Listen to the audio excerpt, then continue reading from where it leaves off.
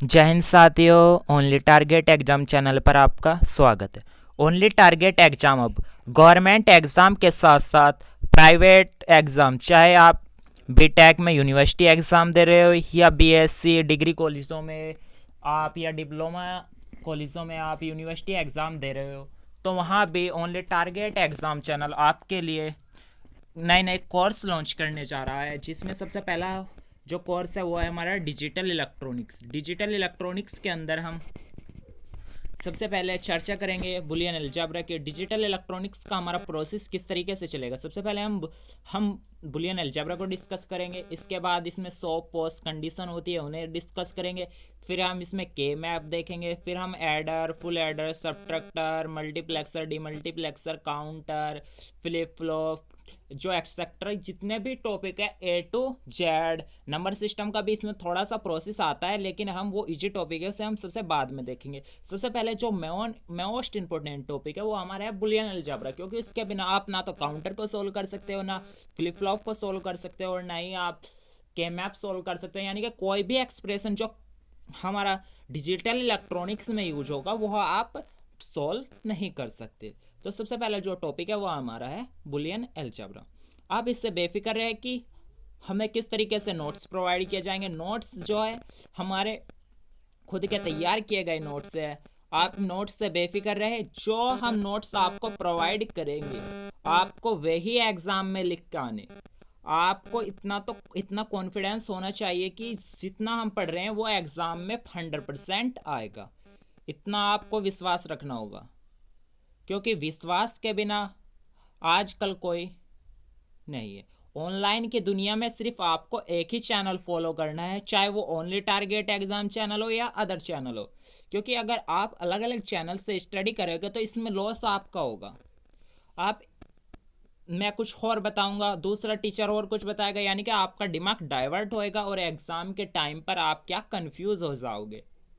ऐसा मैंने बहुत से स्टूडेंट्स से सुना है कि मैंने इस इन वाले सर का पढ़ा, बीच में क्या कन्फ्यूजन होकर वे एग्जाम में क्या कर जाते हैं, क्वेश्चन गलत कर जाते हैं। लेकिन आप सिर्फ एक टीचर को फॉलो करें, वही आपको मार्गदर्शन उनके अनुसार चलोगे तो आप कोई कितना ही बड़े से बड़ा अच्छे से अच्छे लेवल का स्टूडेंट को एग्ज़ाम हो वो आप इजीली सॉल्व कर सकते हैं। लेकिन ओनली टारगेट एग्ज़ाम चैनल आपकी जर्नी को ऐसे बनाएगा कि आप कभी भी अपने लक्ष्य से पीछे नहीं हट सकते। सबसे पहला जो हमारा टॉपिक है, अब स्टार्ट करते हैं बुलियन अलजेब्रा। बुलियन अलजेब्रा आज के लेक्चर में हम देखेंगे कि बुलियन अलजेब्रा होता क्या है, हमें इसकी नीड क्यों पड़ी, इसमें जो इम्पोर्टेंट लॉ है, और एक एग्जाम्पल भी देखेंगे। और जो मोस्ट इम्पोर्टेंट एग्जाम्पल है हम उन्हें अगली वीडियो में कवर करेंगे, क्योंकि वीडियो की लेंथ ज़्यादा हो जाएगी। सबसे पहले बुलियन अलजेब्रा का डिस्कस करते हैं कि what is the Boolean algebra. Boolean algebra होता क्या है। Boolean algebra Boolean algebra is a algebra that deals with Boolean value is true or false. What is the Boolean value? अब आप confuse होंगे कि बुलियन वैल्यू क्या है। Boolean value का मतलब होता है या तो वो 1 होगी या 0 होगी। 1 का मतलब वो ट्रू होगी, 0 का मतलब फॉल्स होगी।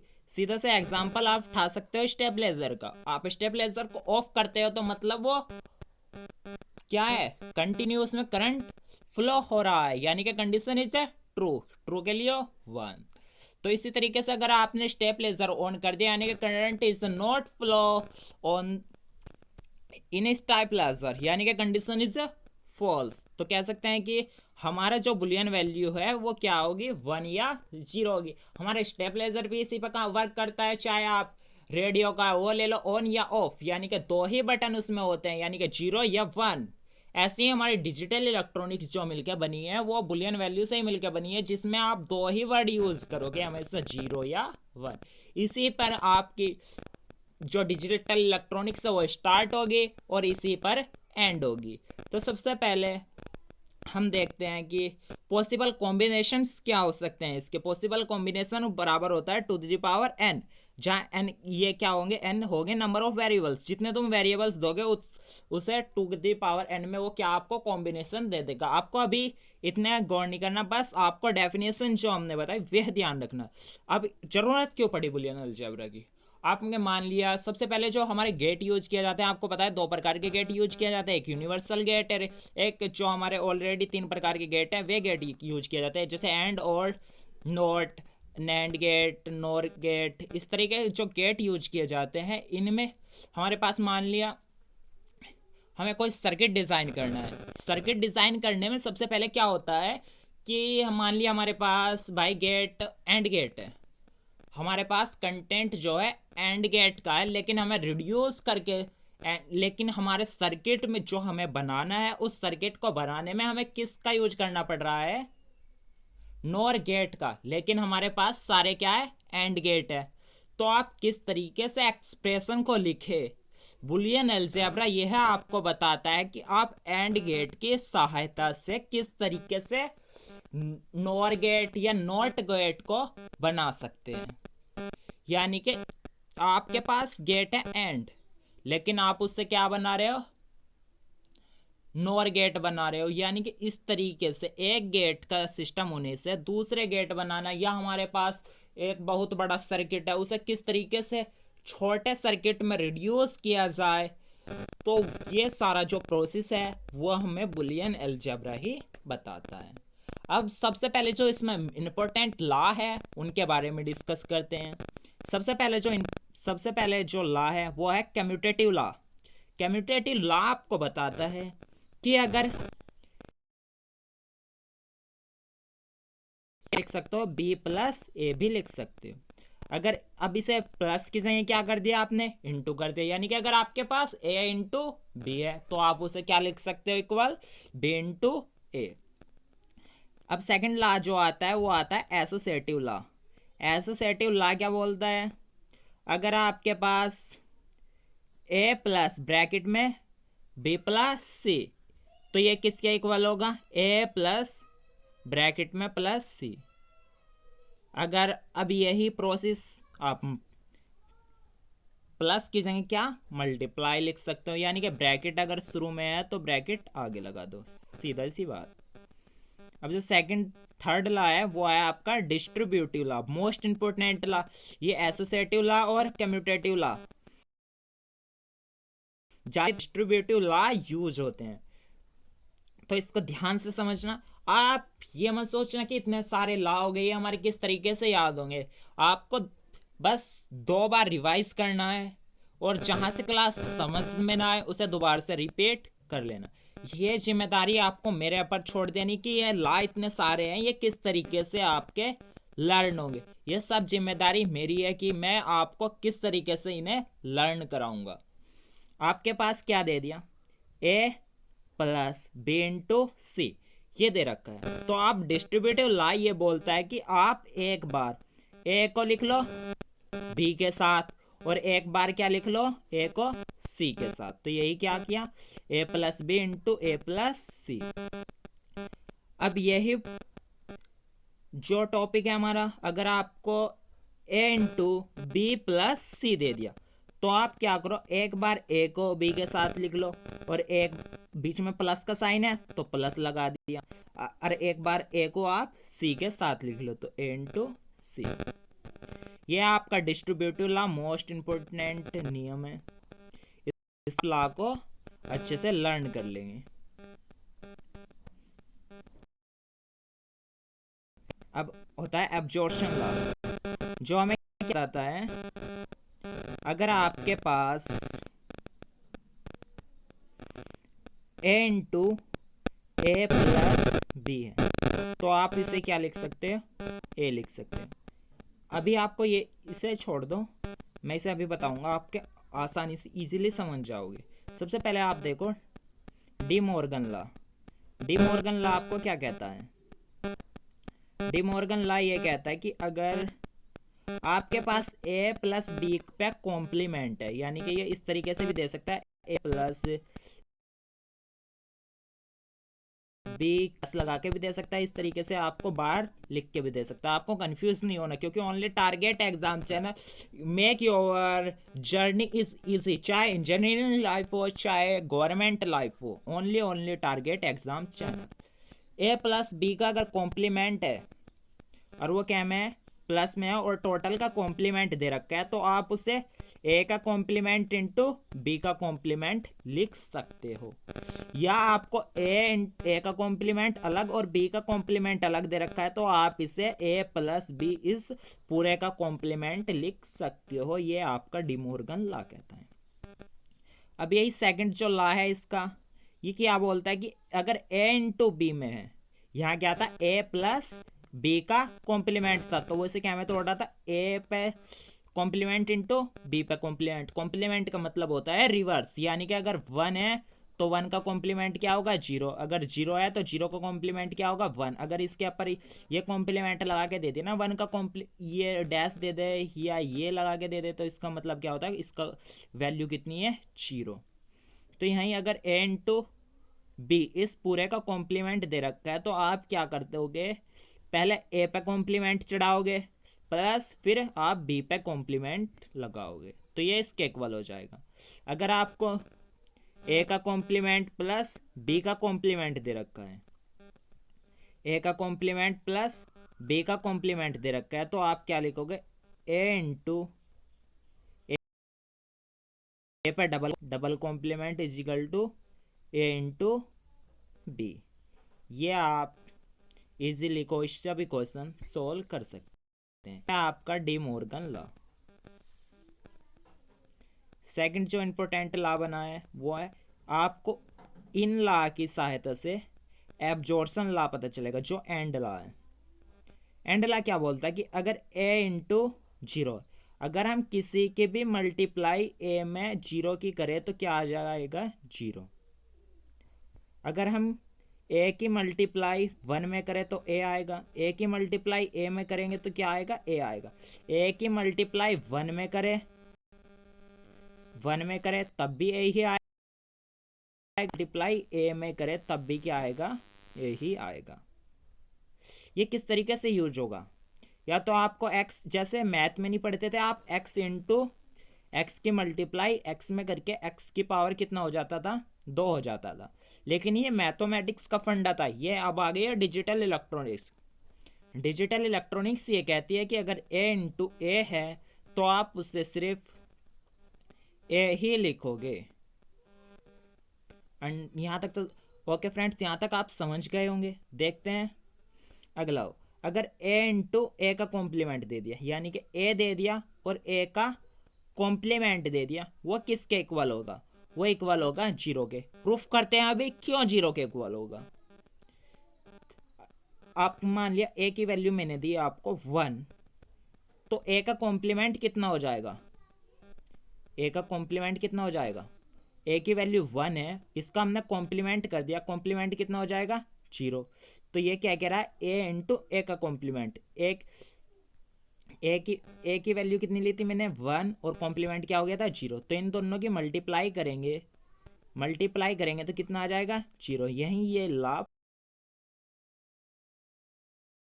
प्रूफ होता है। कॉम्प्लीमेंट इंटू ए का कॉम्प्लीमेंट इक्वल किसका होता है ए के कॉम्प्लीमेंट के।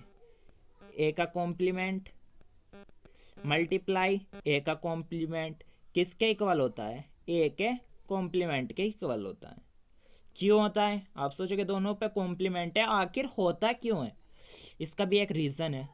अगर आप ए का कॉम्प्लीमेंट अज्यूम करते हो 0, लेट मान लिया अज्यूम किया हमने ए का कॉम्प्लीमेंट इक्वल क्या है 0, तो क्या है दोनों की मल्टीप्लाई है 0 की मल्टीप्लाई आप 0 मल्टीप्लाई 0 की 0 में मल्टीप्लाई करके क्या आ जाएगा 0, और आपने 0 को किसके इक्वल मान रखा है ए कॉम्प्लीमेंट के, तो ये क्या आ जाएगा ए कॉम्प्लीमेंट के इक्वल। अंडरस्टैंड यहाँ तक, आई होप यहाँ तक आप समझ चुके होंगे। जो नेक्स्ट हमारा और ला ये बोलता है, इसमें बस and La and 12th class में पढ़ाओगे कि एंड ला का मतलब होता है दो इनपुट जो हमें दी जा रही है उनकी मल्टीप्लाई करना। तो ये भी हमारा एंड ला यही कर रहा है कि इन दो नियमों की क्या कर रहा है मल्टीप्लाई कर। और ला का वर्क क्या होता है, और ला कहता है कि हमें दो इनपुटों की क्या करनी है, दो इनपुटों की हमें ऐड करना है। ये हमारा क्या बोलता है और ला बोलता है। और ला में हमारा सबसे पहला जो वो है a प्लस, अगर a में हम 0 जोड़ दें तो कितना आएगा a में अगर हम पेन वर्क कर जा, a प्लस 0 इक्वल a में अगर 1 जोड़ेंगे तो कितना आएगा 1 आएगा। अगर a में आप 1 जोड़ोगे तो कितना आएगा 1 आएगा। कैसे आएगा देख लेते हैं। a में ये तो पता चल गया होगा, a में अगर 0 जोड़ते हैं तो क्या आता है a ही आता है। अब लेकिन आप कंफ्यूज होंगे कि a में 1 जोड़ के 1 किस तरीके से आया, देखते हैं। अज्यूम करो a की वैल्यू क्या है 1 है, अज्यूम किया कि a की वैल्यू कितनी है 1 है, तो 1 लेफ्ट हैंड साइड ली प्लस 1। लेकिन हमारा जो बुलियन अलजेब्रा है ये कहता है कि जिस तरीके से आप x की मल्टीप्लाई करके x की पावर 2 नहीं लिख सकते, उसी प्रकार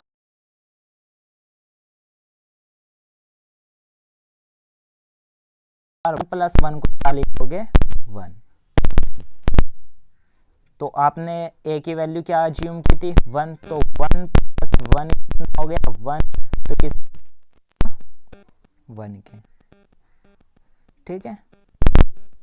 अगर आप 0 अज्यूम करोगे तो यहाँ 0 रख दो, तो 0 में 1 जोड़ोगे कितना आ जाएगा 1। अगर आप a plus a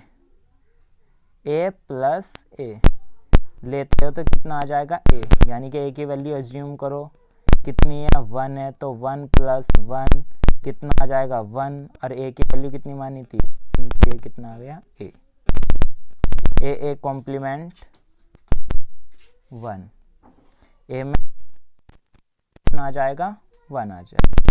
next question देखते हैं, 2-4 ला इसमें और देख ले। सबसे पहले पीछे का जो ला छोटा था एब्जॉर्प्शन ला, उसे कवर करते हैं। एब्जॉर्प्शन ला क्या बोलता है कि a की इंटू a के इक्वल होता है। लेट्स प्रूफ, इसे प्रूफ करते हैं। इसमें अगर आप 2 तरीके से प्रूफ कर सकते हैं। कैसे, डिस्ट्रीब्यूटिव ला लगाओ, या आप जो हमने एंड ला आपको सिखाया है उसे रिड्यूस करके इसे लगाओ। देखते हैं पहले सिंपल वाले, पहले डिस्ट्रीब्यूटिव ला लगाते हैं a into A plus B. तो इसे हम क्या लिख सकते हैं a, पहले जैसे a किसके जा रहा था b के साथ, a फिर जा रहा था c के साथ, मल्टीप्लाई है तो a इंटू ए, फिर क्या आ गया plus a into B, a into A कितना हो गया a हो गया प्लस यहाँ क्या हो गया ए बी, यहाँ भी a है यहाँ भी a, कॉमन आ जाएगा तो यहाँ क्या बचेगा 1, यहाँ भी है यहाँ भी एक कॉमन आ गया 1 प्लस बी, और 1 प्लस बी की वैल्यू कितनी थी 1, तो 1 की ए में मल्टीप्लाई करके कितना आ गया ए। इस तरीके से आप कोई भी क्वेश्चन इजीली सॉल्व कर सकते हैं। ये एब्जॉर्प्शन ला उसी से रिड्यूस किया गया है, सेकंड बस प्लस में दे दिया a plus B. I hope you all distributive law proof. बस आपको क्या करना है, इन ला को आपने जिस तरीके से मैं आपको ये पीडीएफ प्रोवाइड कराऊंगा, आपको एज इट इज़ अपनी कॉपी में नोट डाउन कर लेना। सेकंड जो थोड़े से और ला बचे हैं उन्हें देख लेते हैं।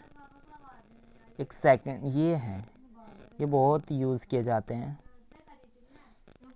ए पे बार प्लस ए बी। तो सबसे पहले आप क्या लिखोगे ए प्लस ए बार, सबसे पहले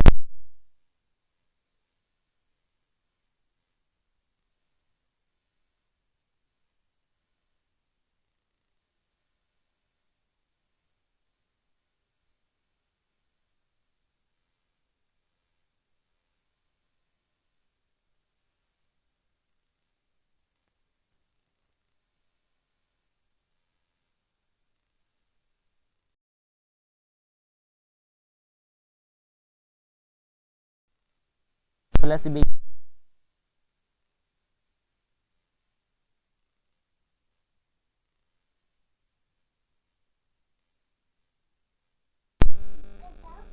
एक एग्जाम्पल